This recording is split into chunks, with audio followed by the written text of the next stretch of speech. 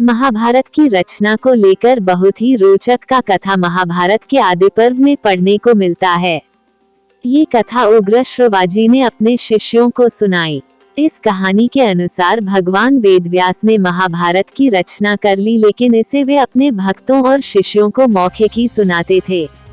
ऐसी कोई युक्ति उन्हें समझ में नहीं आ रही थी कि किस प्रकार वे इस विशाल कथा को एक बार ही में चिंतन और लेखन दोनों में एक साथ प्रकाशित कर सकें। वेदव्यास की इस दुविधा के बारे में जब परमपिता ब्रह्मा को पता चला तो वे स्वयं वेदव्यास की इस दुविधा को हरने के लिए उनके पास चले आए। ब्रह्मा को स्वयं के पास आया देखकर वेदव्यास को बहुत आश्चर्य हुआ। ब्रह्मा जी ने वेदव्यास जी से इस ग्रंथ को लिखित में प्रकाशित करने का आग्रह किया और साथ ही यह भी सुझाव दिया कि इस काम को करने का सामर्थ्य शुभ लाभ करता भगवान गणेश के अतिरिक्त किसी और देवता में नहीं है। भगवान गणेश ही हैं जो बिना किसी त्रुटि के इस कथा के लेखन का कार्य कर सकते हैं। वेदव्यास जी ने महाभारत की रचना के लिए भगवान गणेश का आवाहन किया और गणेश जी भी उनकी स्तुति से प्रसन्न होकर प्रकट हुए। वेदव्यास जी ने गणेश जी से आग्रह किया कि वे महाभारत की कथा का लेखन करें। भगवान गणेश ने वेदव्यास जी के सामने शर्त रखी कि उन्हें बिना रुके कथा का वाचन करना होगा, तभी वे इस कथा को लिखेंगे। वेदव्यास जी ने भी कहा कि अगर भगवान गणेश बिना समझे कथा का लेखन न करेंगे तो उन्हें ये शर्त मंजूर है। भगवान गणेश ने तथास्तु कहा और लेखन के लिए स्वयं को तैयार किया।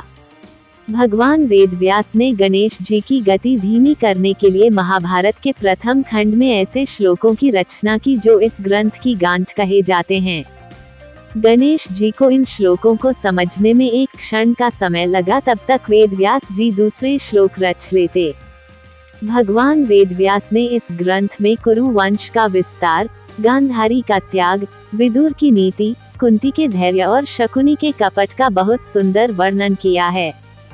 महाभारत सिर्फ एक ग्रंथ नहीं है, बल्कि वो समकालीन भारत के इतिहास के कुछ झलकियां भी दिखाता है। महाभारत की कहानियों में राजवंशों की कथाओं से लेकर आमजन तक की समस्याओं का निरूपण किया गया है। महाभारत सिर्फ अपने युद्ध तक नहीं बल्कि युद्ध की उत्तर कथाओं से भी लोगों को ज्ञान के राह पर ले जाता है। ये सत्य और असत्य के बीच द्वंद्व की कथा है जो आने वाले कई युगों तक लोगों तक यूं ही कहीं सुनी जाती रहेगी। महाभारत की कथा के मनोरंजन के साथ ही धार्मिक पक्ष भी बहुत उज्जवल है और हिंदू धर्म का सबसे महान दर्शन मानी जाने वाली भगवद गीता भी इसी महाग्रंथ का एक हिस्सा है।